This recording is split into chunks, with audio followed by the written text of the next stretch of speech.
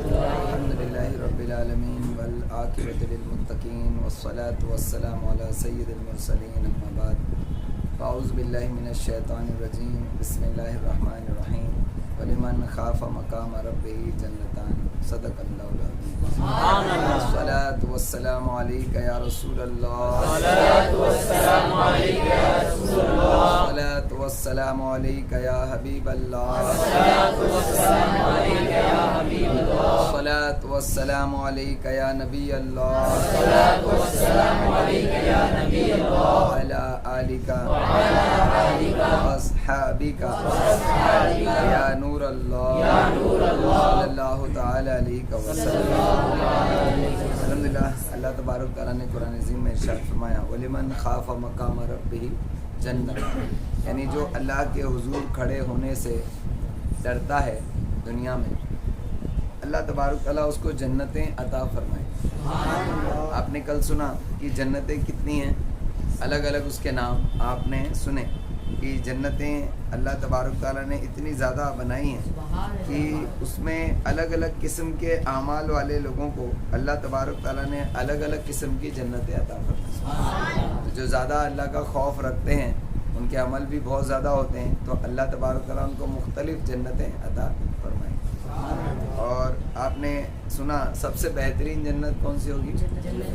جنت الفردوس۔ یہ اس کی خاصیت کیا ہے؟ حضور صلی اللہ تعالیٰ علیہ وسلم بھی جنت الفردوس میں ہی ہوں گے۔ آپ نے سنا کل کہ اللہ تبارک تعالیٰ اہل جنت کو جب جنت میں بلائے گا اور داخل فرمائے گا تو ان کی کیسی عزت اور اکرام کیا جائے گا، آپ نے کل سنا۔ پھر آپ نے سنا کہ جنت کے مکانوں کی تعمیر کیسی ہوگی۔ پھر آپ نے سنا کہ جنت کے جو گھر ہوں گے اس کے اندر سامانوں کی جو ہے سیٹنگ کس طریقے سے ہوگی۔ جیسے ہر انسان کے گھر کے اندر سامان کو اس طریقے سے لگایا جاتا ہے کہ وہ اس کا لطف اٹھائے، اس کو دیکھنے میں بھی اچھا لگے، یہ دنیا میں ہوتا ہے۔ لیکن اللہ تبارک تعالیٰ نے مسلمانوں کے لیے یہ چیز جو ہے وہ پسندیدہ نہیں رکھی۔ مسلمانوں کے گھر کے اندر کیا ہونا چاہیے؟ بالکل سادہ سودہ گھر۔ جیسے حضور صلی اللہ تعالیٰ علیہ وسلم کی اگر زندگی کو آپ اگر دیکھیں تو ایک مرتبہ حضرت عمر فاروق رضی اللہ تعالیٰ عنہ نے فرمایا اور کہتے کہتے رو پڑے، کہتے ہیں کہ میں نے حضور علیہ السلام کے گھر میں جب میں داخل ہوا، اور یہ اس وقت کا واقعہ ہے کہ جب حضور صلی اللہ تعالیٰ علیہ وسلم 3 دن تک صحابہ کرام سے انہوں نے باتیں نہیں کی تھی، بات چیت کرنا بند کر دی تھی، تو لوگوں نے مشورہ کیا کہ حضرت عمر فاروق رضی اللہ تعالیٰ عنہ جائیں اور پوچھیں وجہ کیا ہے۔ تو حضرت عمر فاروق رضی اللہ تعالیٰ عنہ داخل ہوئے کمرے میں اجازت لے کر، سرکار علیہ السلام نے اجازت دے دی۔ پہلے دن دوسرے دن بھی اجازت لی تھی لیکن نہیں ملی تھی، پھر تیسرے دن اجازت ملی۔ تو جب داخل ہوئے تو حضرت عمر فاروق رضی اللہ تعالیٰ عنہ فرماتے ہیں کہ میں نے دیکھا حضور علیہ السلام کے گھر کے ایک کونے میں ایک مٹھی جو پڑا تھا۔ ہمارے گھر میں جو اناج رکھا ہوتا ہے کیا ایسے زمین پہ پڑا رہتا ہے؟ آپ نے کبھی زمین پر پڑا ہوا اناج دیکھا ہے؟ کہیں دیکھا ہے؟ آپ لوگوں نے نہیں دیکھا، گاؤں میں ہوتا ہے۔ گاؤں کے اندر لوگوں جو اناج اگتا ہے کھیتوں میں کسانوں کے، تو ان کے یہاں پر ایسی کونے میں سے ڈھیر لگا ہوا پڑا رہتا ہے۔ لیکن اگر ڈھیر ہو ایک کونے میں پڑا ہو تو سمجھ میں آتا ہے ایک مٹھی جو تھا، صرف ایک مٹھی جو صرف ایک کونے میں پڑا ہوا تھا، اور حضور علیہ السلام ایک ٹاٹ پر لیٹے ہوئے، ٹاٹ جس کو گونی کہتے ہیں نا، ٹاٹ پر لیٹے ہوئے تھے، اور حضور علیہ السلام کروٹ سے تھے، کروٹ سے لیٹے ہوئے تھے، اور حضور علیہ السلام کی پیٹھ برہنہ تھی، جیسے لنگی یا پاجامہ پہن کر کوئی کرتا نہیں پہن کر ایسی سوتے ہیں، تو اس طریقے سے حضور علیہ السلام برہنہ پیٹھ لیٹے ہوئے تھے، اور پیٹھ پر اس ٹاٹ کے نشان بنے ہوئے، اور حضور علیہ السلام کا تکیہ جو تھا وہ ایک کھجوروں کی چھال بھرا ہوا تکیہ تھا۔ بس یہی حضور علیہ السلام کے گھر کا کل سامان یہ سرکار علیہ السلام کا گھر تھا۔ تو بہرحال دنیا میں اگر کوئی اس طریقے سے زندگی گزارتا ہے، اللہ تبارک تعالیٰ اس کو جنت میں ایسا بہترین گھر عطا فرمائے گا کہ آپ نے اس کے بارے میں کل سنا کہ ہر لفظ پر آپ سبحان اللہ کہہ رہے تھے نا، ہے نا؟ تو اس کے گھر کے سامان ایسے ہوں گے کہ انسان چاہے گا کہ یہ سامان ایسے نہیں ایسا ہوتا تو وہ خود بخود ویسی ہو جائے گی۔ آپ نے کل سنا ہے نا, اور مختلف انداز میں ہوگا. اور پھر جنت میں جو اس کا گھر ہوگا وہ ایک کافی یعنی طویل جگہ پر, یعنی ایک دم وسیع جگہ پر جو ہے پھیلا ہوا ہوگا, جس کے بیچ میں گھر ہوگا اور چاروں طرف باغ ہوں. ایسے باؤنڈری ہوتی ہے, باغ ہوتا ہے بیچ میں, اس کے بیچ میں ایک خوبصورت سا گھر ہوتا ہے. دنیا میں ہم لوگ اس طریقے سے چاہتے ہیں, اس طریقے سے وہ گھر ہوگا. پھر اس باغ کے اندر پیڑ ہوں گے اور اس میں پھل ہوں گے. پھل کے بارے میں آپ نے سنا کیسے پھل ہوں گے, اور پھر آپ نے سنا پھلوں کے ساتھ میں گھنگرو کی طرح کچھ چیزیں ہوں گی کہ جب ہوا چلے گی تو وہ ہلے گا, اور ہلنے سے اس کی جو آواز پیدا ہوگی, وہ دنیا میں جو انسان میوزک وغیرہ سنتا ہے تو اس کو سکون ملتا ہے, تو بلا تمثیل جنت کے اندر وہ جو پیڑ ہلیں گے اور وہ پھلوں کے ساتھ جو چیزیں لٹکی ہوں گی وہ ہلیں گی, تو اس کی ایک آواز ہوگی, وہ اتنی اچھی آواز ہوگی کہ سن کر انسان کو دلی سکون حاصل ہوگا. اور جنت کے گھر کی چمک کے بارے میں آپ نے سنا ہے نا, کہ چمک کس طریقے سے وہ چمکیلا ہوگا گھر. اور جنت کے گھر کے اندر آپ نے سنا تھا نہانے کے لیے نہریں اور پوٹس کہتے ہیں نا, پونڈس ہوں گے, تالاب, یا جس کو ہم اس کو انگلش میں سوئمنگ پول کہتے ہیں ہے نا, نہانے کے لیے. تو اس طریقے سے نہریں ہوں گی. اور آپ نے یہ بھی سنا تھا کہ جنت کا جو گھر ہوگا اس کا جو فرش ہوگا وہ فرش کے نیچے سے نہر بہ رہی ہوگی, اور وہ نہر اس کا جو فرش ہوگا وہ ٹرانسپیرنٹ ہوگا کہ جس میں سے وہ نہریں بہتی ہوئی نظر آئیں. اتنا خوبصورت جنت کا گھر ہوگا. پھر آپ نے سنا کہ اللہ تعالیٰ نے کئی جنتیں بنائی ہیں. ایک کا نام دار الجلال ہے, ایک کا نام دار السلام ہے, ایک کا نام جنت الماوا ہے, ایک جنت الخلد ہے, ایک جنت النعیم ہے, ایک جنت القرار ہے, ایک جنت الفردوس ہے, اور ایک ہے جنت العدن ہے نا. انشاءاللہ آج جو ہے جنت العدن کے بارے میں آپ کو بتایا جائے گا, یہ میں نے بتایا. اس طرح اللہ تبارک تعالیٰ نے اپنے محبوب بندوں کو چونکہ اپنا دیدار کروانا تھا, اس لیے جنت عدن کو اللہ تبارک تعالیٰ نے خود بنایا. احادیث میں آتا ہے کہ اس جنت کا گارا, یعنی جنت کو بنانے میں جو چیزیں لگی ہیں وہ مشک کا ہوگا, اس کی گھاس زعفران کی ہوگی. زعفران کتنے روپے کلو ملتا ہے اصلی؟ میں نے کچھ سالوں پہلے سنا تھا 3,000 روپے کلو. 3,000. اور وہ جو تاج اور اوبرائے ہوٹلس وغیرہ میں کھانے کے اندر وہ اصلی زعفران ڈالا بھی جاتا ہے, اور یہاں ہم لوگ جو چیزوں میں زعفران کھاتے ہیں وہ نقلی زعفران ہوتا ہے نا. تو 3,000 روپے کلو زعفران یہاں پر ہے, تو تھا وہ بھی, مجھے پتہ نہیں ابھی کتنے ہزار, ہو سکتا ہے 30,000 ہو گیا ہو سکتا ہے, لیکن وہاں پر گھاس زعفران کی ہوگی. آپ اپنے پیروں میں زعفران روند رہے ہوں. یہ اللہ تبارک تعالیٰ نے جنت میں نعمت عطا فرمائی. اور اس کے جو پتھر ہوں گے وہ موتیوں کے ہوں گے. یہاں دنیا میں اگر تھوڑا بہت پتھر آیا تھا, آپ گھر کے اندر تھوڑے سے بھی کنکر وغیرہ ہو جائیں تو آپ جھاڑو مار کے اس کو اٹھا کے باہر پھینک دیں, وہاں موتی ہوں گے, کہاں پھینکو ہے نا. اور اس کی خاک جو ہوگی, یہاں دھول مٹی اڑتی ہے تو آپ کو جھاڑنا پڑتا ہے, وہاں اس کی دھول جو ہوگی وہ انبر کی ہوگی. انبر ہم لگاتے ہیں نا خوشبو کے لیے, وہاں مشک, انبر اور موتیوں کے جو ہے جنت ہوگی ماشاء اللہ. اور اب سوچئے کہ جنت عدن جب اتنی ساری چیزوں سے بنی ہے تو وہ کتنی ہی خوبصورت ہوگی, جس کو اللہ تبارک تعالیٰ نے خود سجایا ہے. اللہ تبارک تعالیٰ فرماتا ہے فَلَا تَعْلَمُ نَفْسًا مَا اخفا لہم من کرتا عین جزاء بما کانوا یعملون. یعنی کوئی جی نہیں جانتا, یعنی کوئی بھی انسان نہیں جانتا یا کوئی بھی جاندار چیز نہیں جانتی ان کی آنکھوں کی ٹھنڈک کے لیے اللہ تعالیٰ نے کیا کیا تیار کر رکھا ہے. کوئی بھی جاندار چیز جانتی نہیں کہ اللہ تعالیٰ نے جنت میں انسان کی خوشی کے لیے کیا کیا تیار کر رکھا ہے. کیا تیار کر رکھا ہے, نہیں کیا کیا تیار کر رکھا ہے, پتہ نہیں کیا کیا ہے. اور اتنا تو ہمارے دل میں کیوریسٹی رہنا چاہیے کہ ہم جا کر دیکھیں گے ضرور انشاءاللہ, ہے نا. اور اس کے لیے تھوڑی سی محنت ہم کو انشاءاللہ کرنا ہے. یہ بدلہ ہے جو وہ نیک اعمال کرتے تھے. اللہ تبارک تعالیٰ نے فرمایا ہے یہ بدلہ ہے جو وہ نیک اعمال کرتے تھے. اب مکان کے اندر, ہر گھر کے اندر بیٹھنے اور لیٹنے کے لیے سامان ہوتے ہیں. جیسے ہمارے گھر میں فرنیچر ہوتا ہے, تو اللہ تبارک تعالیٰ نے جنت کے مکانوں کے اندر بھی ایسے بیٹھنے اور لیٹنے کی مسندیں بنا رکھی ہیں. اور یہ ممبر ہوں گے بیٹھنے کے لیے, اور بیٹھنے کے لیے گاؤ تکیے لگے ہوں گے, وہ تکیہ ہوتا ہے نا جو آرام کرنے والا تکیہ, وہ لگے ہوں گے. اللہ تعالیٰ فرماتا ہے قرآن عظیم میں سورہ واقعہ آیت نمبر 15 میں کہ ایسے تخت ہوں گے کہ جن پر سونے کا کام کیا ہوگا, سونے سے کام کیا ہوا ہوگا. اب سوچئے جو تخت سونے کے کام کیا ہوا ہوگا وہ کتنا خوبصورت ہوگا, یہ کتنا ہی اچھا, یعنی کتنی ہی اچھی مسندیں ہیں. اور اس کے اندر پھر لوگ ایک دوسرے کے آمنے سامنے مجلس سجا کر بیٹھیں گے. ہم دنیا میں اپنے مہمانوں کو بٹھانے کے لیے کتنی زیادہ وہ کرتے ہیں, فرنیچر اچھا ہونا چاہیے, کوئی آئے گا تو عزت کا سوال ہے نا.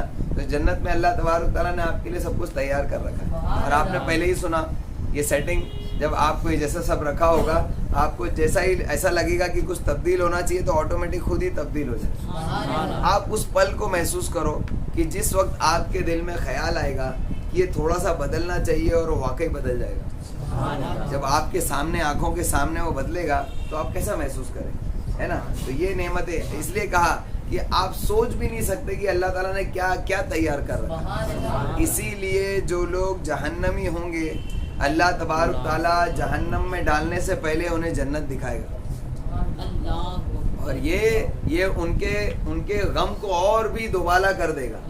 یہ اللہ اکبر, اتنی خوبصورت جنت تھی, ہم نے کیا کیا, کیسی بیوقوفی ہم نے دنیا میں کی, کاش ہم نے کچھ محنت کر لی ہوتی, یہ ہمارا تھا, ہم نے اتنی بہترین چیز کھو دی. آپ دنیا کے اندر جب کوئی ایک بہت اچھی اپورچونیٹی اگر کھو دیتے تو آپ کو کتنا افسوس ہوتا ہے نا. اگر میں نے 10th پاس کر لیا ہوتا یا 5-10% زیادہ آگے ہوتے, ایک جاب تھا یا آپ کو باہر جانے کی کوئی اپورچونیٹی تھی کہ اگر آپ کے پاس 10th پاس اتنے پرسنٹیج ہوتے تو آپ کو باہر بھیج دیتے, آپ کی 2 لاکھ 2.5 لاکھ پگار ہوتی. بائی چانس کبھی کبھی ایسا ہو جاتا ہے کہ ایسی چیزیں سامنے آ جاتی ہیں لیکن اس وقت آپ کے پاس ضروری چیزیں نہیں ہوتی تو آپ کو بڑا افسوس ہوتا ہے. تو بلا تمثیل اللہ تبارک تعالیٰ نے جنت کو ہمارے لیے پیدا کیا اور اس کے لیے بہت ہی آسان سے اعمال رکھے. اگر ہم وہ کر نہیں پہنچے تو ہم کو بہت زیادہ افسوس ہوگا. اللہ تبارک تعالیٰ جہنمیوں کو جہنم میں ڈالنے سے پہلے جنت دکھائے گا پھر جہنم میں ڈالے گا, اور ایسے ہی جنتیوں کو جنت میں ڈالنے سے پہلے جہنم دکھائے گا کہ دیکھو یہ جہنم ہے. تو اللہ کا شکر ادا کریں گے, سجدے میں گر پڑیں گے کہ میرے رب تیرا لاکھ لاکھ شکر ہے, تیرا کروڑوں تیری حمد و ثنا کی, تو نے ہمیں توفیق عطا فرمائی, ورنہ ہم اس جہنم میں جلتے. تو ان کی خوشی اور دوبالا ہو جائے گی, جنت میں جانے کی ان کی جو خوشی ہوگی وہ اور زیادہ بڑھ جائے گی. اس لیے خیال کریں دنیا کے چکر میں مت آؤ. دنیا میں جو دکھتا ہے نا وہ سب جھوٹ ہے, جھوٹ. آپ کو دنیا میں جو لوگ خوش نظر آتے ہیں, عیش و عشرت میں اور تکبر میں نظر آتے ہیں, بڑی شان و شوکت کے ساتھ نظر آتے ہیں. آپ یہ بھی زیادہ تر یہاں پر جو لوگ ایکسپیرینس ہیں ان کو معلوم ہوگا, دنیا میں جو لوگ بڑے پیسے میں کھیلتے ہیں اور بہت کروڑوں کی گاڑیوں میں گھومتے ہیں نا, ان کی حقیقتیں سارے لوگ جانتے نہیں. وہ کس دکھ اور تکلیف میں زندگی جی رہے ہوتے ہیں نا, یہ سارے لوگوں کو پتہ نہیں ہوتا. سمجھ میں, یہ صرف دکھاوا ہے.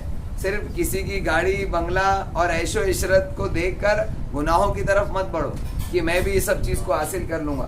آپ حاصل کر لیں گے, وہ چیزیں حاصل ہو جائیں گی, لیکن سکون حاصل نہیں ہوگا. سکون صرف اللہ تبارک تعالیٰ کی عبادت میں ہے, اور یہاں اللہ تعالیٰ کی عبادت کر کے آپ کو دنیا میں بھی سکون ہے, اور پھر جنت میں جا کے تو صرف سکون ہی سکون انشاءاللہ. تو کوشش کریں گے اس چیز کو یاد رکھیں, کبھی دنیا کے فریب میں نہیں آئیں گے انشاءاللہ. دنیا کی چکا چوند کو دیکھ کر کبھی حلال حرام کی تمیز کیے بغیر اس کے آگے نہیں بڑھیں گے انشاءاللہ. ٹھیک ہے نا, گناہوں کی طرف کبھی بھی التفات نہیں کریں گے. ایک اچھی چیز ہے, اگر جب بھی کسی گناہ کے کرنے کا ہمارا دل ہوا تو تھوڑا سا رک کر یہ جنت یاد کر لینا. جو آپ سن رہے ہیں نا, یہ سنانے کا یہی مقصد ہے, کیونکہ لوگ اگر جنت کے بارے میں جانیں, جہنم کے تعلق سے جانیں, تو کبھی بھی گناہ نہیں کریں اور کبھی بھی نیکیوں کو نہیں چھوڑیں. لیکن یہ ہم جانتے نہیں ڈیٹیل میں, اس وجہ سے. اور ایک اچھا ٹھیک ہے ایسی بھی ہے, آپ نے ابھی سنا, ڈیٹیل میں سن لیا, لیکن یہ چیز زیادہ دن تک اثر انداز نہیں رہتی, کیونکہ انسان سنتا ہے تھوڑی دیر تک اس کی کیفیت رہتی ہے, اس کا اثر رہتا ہے, پھر بھول جاتا ہے.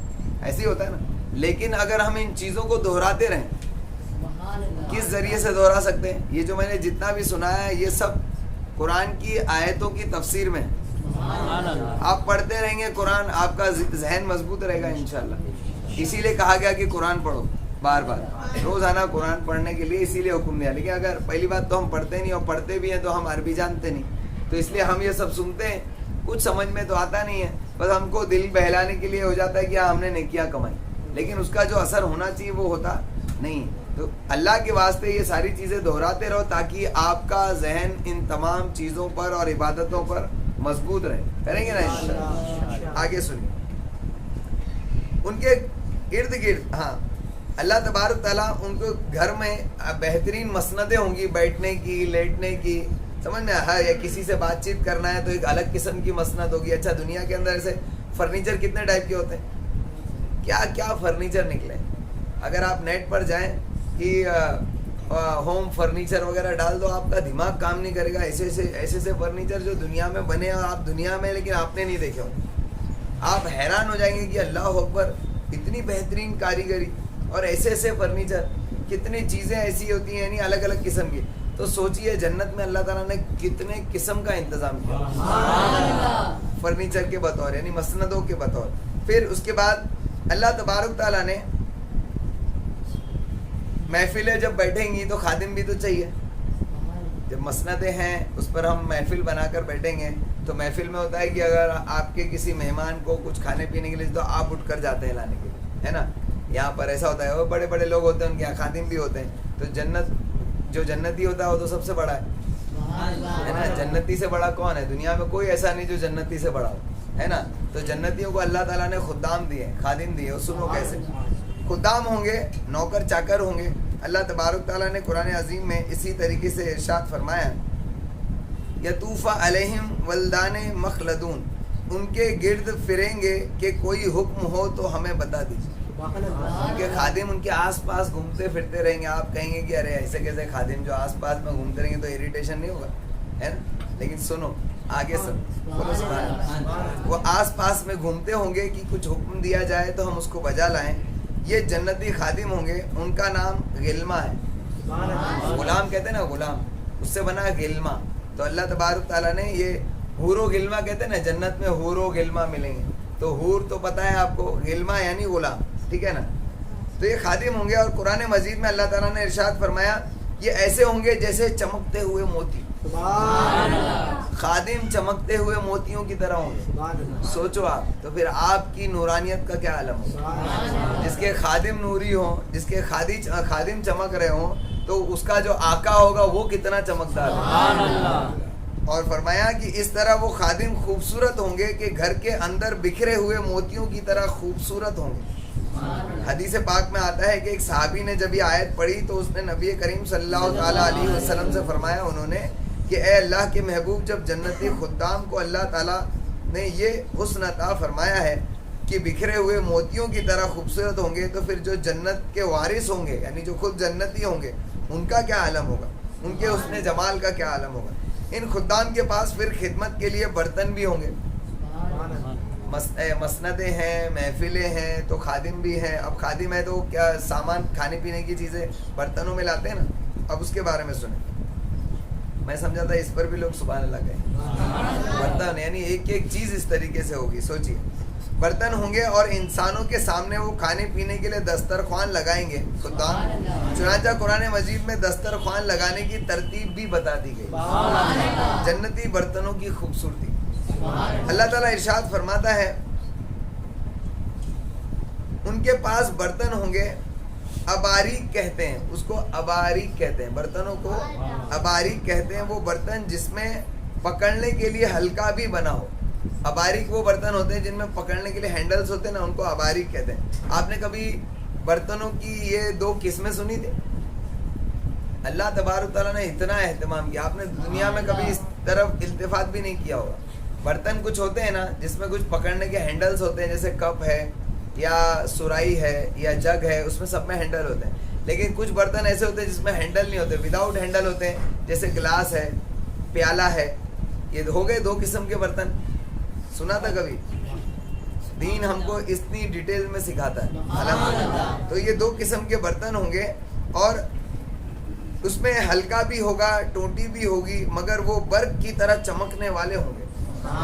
برق کہتے ہیں بجلی, یعنی وہ برتن اتنے خوبصورت ہوں گے کہ بجلی کی طرح چمکنے والے ہوں گے.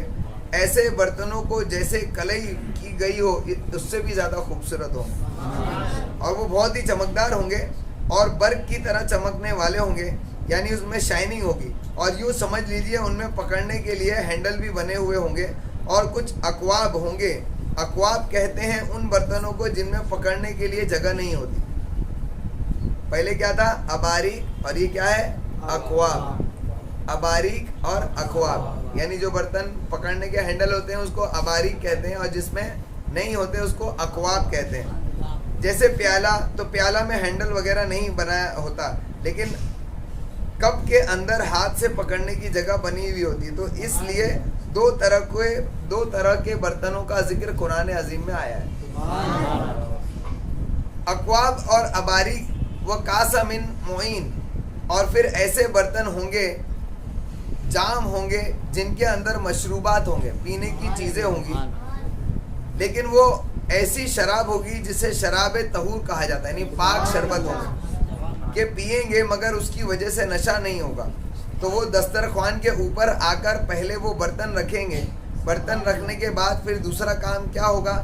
پھر ان کے آگے میوے رکھ دیے جائیں گے۔ جب میوے رکھ دیے جائیں گے تو تیسرا کام کیا ہوگا؟ یہ سب قرآن کی آیتوں میں، اس میں سب سورہ واقعہ کی زیادہ تر آیات ہیں، اگر آپ سورہ واقعہ ترجمے سے پڑھیں گے تو اس میں پتہ چلے گا آپ کو۔ پھر ان کے پاس پرندوں کا بھنا ہوا گوشت آئے گا، پرندوں کا بھنا ہوا گوشت، لیکن آگ سے بھنا ہوا نہیں۔ کیسے ہوگا؟ اللہ کو معلوم، کو کیسے بھنے گا۔ جب ہم کھائیں گے تو جا کے پوچھیں گے فرشتوں کو کہ اس کو بھونتے کیسے، بتاؤ پہلے، کیونکہ ہم نے دنیا میں سنا تھا کہ جنت کے بھنے ہوئے گوشت بنا آگ کے بھنے جائیں گے، تو بنا آگ کے کیسے بھنے جائیں گے وہ ہم کو بتاؤ۔ تو انشاءاللہ جا کر ہم معلوم بھی کریں گے اور پھر کھائیں گے بھی انشاءاللہ۔ تو گویا ہمیں دسترخوان کی جنتی ترتیب بھی بتا دی گئی، اور لوگ بھی گھروں میں اسی طرح دسترخوان لگایا کرتے ہیں کہ پہلے دسترخوان بچھایا جاتا ہے، پھر اوپر برتن رکھ دیے جاتے ہیں، پھر برتنوں کے بعد پینے کی چیزیں آتی ہیں، پھر اس کے بعد میوے رکھ دیے جاتے ہیں، اور میوے کے بعد پکا ہوا کھانا رکھا جاتا ہے۔ تو یہ اللہ تبارک تعالیٰ نے جنت کے دسترخوان کی بھی ترتیب اس طریقے سے فرمائی جو قرآن میں بتائی گئی۔ اگر آپ اس پر عمل کریں گے تو اللہ تبارک تعالیٰ کی طرف سے آپ کو اجر ملے گا، اور جب ابھی سے اس طرح دسترخوان لگوانے کی آپ طریقہ اختیار کریں گے تو اللہ تعالیٰ آخرت میں آپ کو اس سے محروم نہیں فرمائے گا۔ یعنی دنیا میں محنت کریں گے اور خوب عمل کریں گے تو اللہ تبارک تعالیٰ آپ کو اس کے مطابق عطا فرمائے گا۔ پھر جب جنتی کھانا کھانے بیٹھیں گے تو قرآن پاک میں آیا ہے، حدیث پاک میں آتا ہے کہ کھانا اتنا ہوگا کہ ہر بندہ کھا سکے گا، مگر شوق کی وجہ سے، محبت کی وجہ سے، ایک دوسرے کے ساتھ ناز اور ادا کی وجہ سے ایک دوسرے سے چھین کر کھائیں گے۔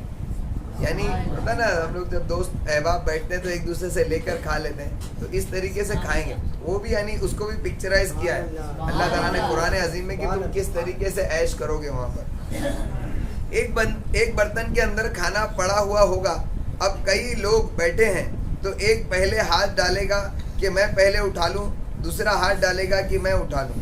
اس طریقے سے لوگ کھانے کا لطف اٹھائیں گے، اس میں سے کھانا نکالنے میں پہل کریں گے، حالانکہ کھانا اتنا ہوگا کہ وہ کھانا سب کھا سکیں گے، یعنی وہ کمی نہیں ہوگی، مگر اللہ کی طرف سے ان کو اس کے مزے حاصل کرنے کے لیے اس طریقے سے اجازت ہوگی۔ وہ کھانا کھاتے ہوئے چیزوں کو لیتے ہوئے کوئی کہیں گے کہ میں انار کھاتا ہوں، کوئی کہے گا میں آم لیتا ہوں۔ اب یہ انار اور آم کہا گیا ہے، اس میں سے انار تو جنتی پھل ہے، آم کا مجھے پتہ نہیں، لیکن یہاں لکھا ہوا ہے تو شاید ہوگا۔ یہ جتنے پھل ہوں گے دنیا کے پھلوں کے ہم شکل ہوں گے، مگر ان کی لذتیں ہوں گی بہت ہی اعلیٰ اور عجیب ہوں گی۔ یعنی صرف یہ نام اور دکھنے کے اعتبار سے کہہ دیا گیا ہے تاکہ آپ کو سمجھ میں آئے اس کی مثال، کیونکہ دنیا میں انسان دنیا کے حساب سے ہی سوچے گا، سمجھ میں آئے، لیکن یہ ہوگا بالکل مختلف، اس کا ذائقہ وغیرہ بالکل مختلف ہوگا، اور آپ کہیں گے کہ بھائی آم کا جو دنیا میں ٹیسٹ ہے یہ نہیں ہوگا، کچھ اور ہوگا، تو پھر آم کا مزہ کیسے ملے گا؟ آپ دنیا کے پھلوں کو اور دنیا کی ساری لذتوں کو بھول جائیں گے، صرف دنیا کا جنت کا پانی ہی پی لیں گے نا تو سب بھول جائیں گے۔ جنت کے پانی کے سامنے دنیا کے ہر قسم کے شربت اور پھل اور کھانے کو آپ بھول جائیں گے۔ جب پانی کا یہ عالم ہے تو وہاں کے کھانوں اور پھلوں کا کیا عالم ہے؟ یہ کہ ہر پھل کی لذت دوسرے سے جدا ہوگی، ہر پھل جب جنتی کھائے گا تو اس کو ہر پھل کا اپنا الگ مزہ آئے گا، حتیٰ کہ ہر لقمے پر جنتی کو اپنا مزہ الگ آئے گا، اور اس کے لیے یہ کھانے جو ہوں گے لطف لینے کی وجہ بنیں گے، لیکن جتنا بھی کھائیں گے مزے کی بات یہ ہے کہ کھانے کے بعد مشک کی ایک ڈکار آئے گی اور خوشبو پھیل جائے گی اور وہ کھانا سب کا سب ہضم ہو جائے گا۔ پھر دوبارہ بھوک ہوگی، پھر جنتی کھانا شروع کر دیں گے۔ بھوک سے مراد یہ پیٹ کی جو بھوک ہوتی ہے وہ نہیں کہ جو بھوک لگنے پر دکھتا ہے، نہ کھاؤ تو سر چکرا جاتا ہے، یہ اس قسم کی بھوک نہیں ہوگی۔ بھوک سے مراد وہ لذت کو حاصل کرنے کی بھوک ہو، یعنی جنت میں کوئی بھی شخص جو ہے پیٹ بھرنے کے لیے نہیں کھائے گا، صرف مزے لینے کے لیے کھائے گا۔ جیسے ہم میں سے بھی بہت سارے لوگ پیٹ بھرنے کے لیے نہیں کھاتے، مزے کے لیے کھاتے ہیں۔ کچھ لوگ جینے کے لیے کھاتے ہیں، کچھ لوگ کھانے کے لیے جیتے ہیں، ہے نا۔ جو کھانے کے لیے جیتے ہیں وہ مزے لیتے ہیں، ہے نا، اور جو جینے کے لیے کھاتے ہیں وہ مختصر سا کھاتے ہیں، ان کو کچھ بھی چل جاتا ہے نا۔ تو لیکن جنت کے اندر جو ہے مزے لینے کے لیے کھایا جائے گا۔ آخری دو چیز انشاءاللہ بولتا ہوں، لیکن تھوڑی سی لمبی ہے۔ جنت میں مہمان نوازی۔ اب جنتی جنت میں اپنے گھر میں دوسروں کے مہمان نوازی بھی کریں گے، جیسے آپ میرے گھر آئے یا میں آپ کے گھر گیا انشاءاللہ۔ چنانچہ کچھ لوگ جنت میں ایسے بھی ہوں گے، وہ تمنا کریں گے کہ ہم تو بی بی فاطمہ رضی اللہ تعالیٰ عنہ کی دعوت کریں گے۔ چنانچہ خاتون جنت کے گھر میں دعوت کے لیے تشریف لائیں گے۔ کچھ کہیں گے کہ ہم تو سیدہ عائشہ صدیقہ رضی اللہ تعالیٰ عنہ کی رفیق حیات تھیں، ان کی دعوت کریں گے۔ سیدہ عائشہ صدیقہ رضی اللہ تعالیٰ عنہ کی دعوت پہ آئیں گے، یعنی اس طریقے سے تمام صحابہ اکرام، صحابیات وغیرہ جو بھی لوگ ہوں گے ان کی دعوت میں آپ جا بھی سکیں گے، ان کو بلا بھی سکیں گے۔ آپ کے گھر میں حضرت ابوبکر صدیق، عمر فاروق، حضرت علی، امام حسن حسین، اور ایسا ہے دنیا میں اگر کسی بڑی شخصیت کو آپ کو بلانا ہے تو بہت ہی مشقت کرنی پڑتی ہے اور پوری زندگی گزر جاتی ہے، آپ بلا نہیں پاتے، لیکن وہاں ہر جنتی کو یہ شرف ملے گا کہ وہ آئیں گے۔ آپ کہتے ہیں سنا ہے آپ ہر عاشق کے گھر تشریف لائیں، میرے گھر میں بھی ہو جائے چراغاہ یا انشاءاللہ صرف سرکار نہیں آئیں گے، صحابہ کرام کے ساتھ آئیں گے، لیکن اس گھر کو بنانا یہاں پر پڑے گا۔ اگر آپ محنت کریں تو آپ ایسا گھر بنائیں گے انشاءاللہ کہ جس میں سرکار تشریف لائیں گے اور آ کر آپ کو شاباشی دیں گے انشاءاللہ۔ کچھ اس طریقے سے مختلف صحابہ اکرام، اولیاء اکرام وغیرہ جو ہیں ان کو تم دعوت میں بلا سکو گے،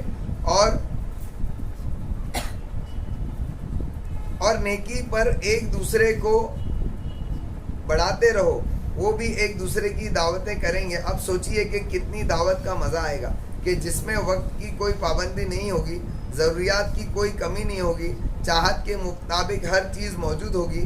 جب جنتی لوگ نیت کریں گے کہ میں نے فلاں کی دعوت کرنی ہے تو اس کو کوئی تیاری خود نہیں کرنی پڑی، یعنی خود بخود ساری تیاریاں ہو جائیں گی، خالی تم کو نیت کرنا ہے۔ دنیا میں تو دعوت کے لیے ہمیں سوچنا پڑتا ہے، دعوت دیں بیٹھے، مگر اب پورا دن ہمیں کام بھی کرنا پڑتا ہے، اس کے انتظام کرنے پڑتے ہیں، لیکن جنت کی دعوت کا ایسا معاملہ نہیں۔ آخری چیز حدیث پاک میں آتا ہے کہ یہ اپنے گھر میں جب دعوت کے لیے لوگوں کو بلائیں گے تو ہم بھی جب اپنے گھر میں جب دعوت کے لیے لوگوں کو بلاتے ہیں تو کچھ نہ کچھ چینجز کرتے ہیں۔ تو آپ کو پہلے ہی بتایا گیا کہ جنت کے گھروں میں چینجز آپ کے من کے مطابق ہو جائیں گے۔